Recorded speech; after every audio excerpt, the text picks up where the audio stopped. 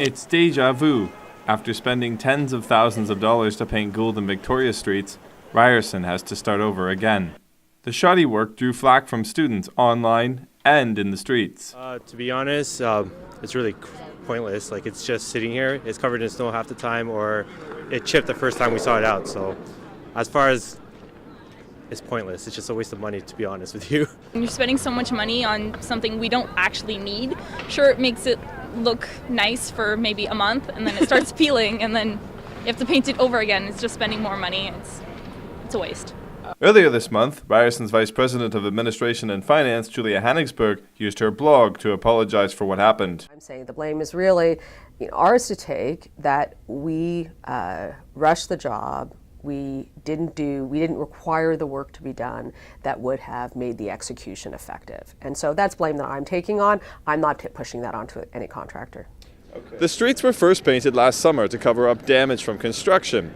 However, when the first paint job started to come off, the university had it painted again, this time with a paint that was supposed to be more durable.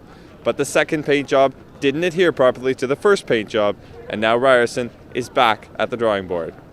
Ryerson hasn't said for sure yet how it plans to resolve the situation, but redoing the existing job is just one option. This was always intended to be a short-term thing. It was intended to be something until we could actually do a proper new pedestrianized road.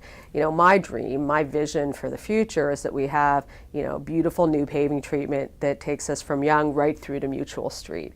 Hitesh Doshi is a professor at Ryerson's Department of Architectural Science. Based on the river theme on the current design, he has an idea of something more permanent that Ryerson could do with the surface.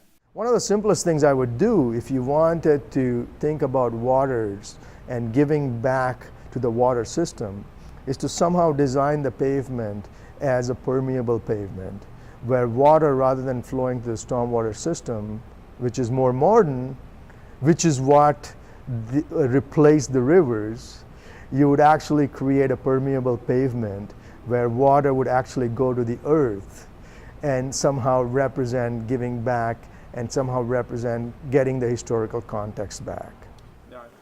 The work was contracted to landscape architecture firm Elias and Associates, who then subcontracted the painting to another company. We contacted Elias and Associates for an interview, but they declined to comment. If Ryerson does decide to fix the paint job, it's not clear who will do it, and more importantly, who will pay. For Ryersonian TV, I'm Samuel Greenfield.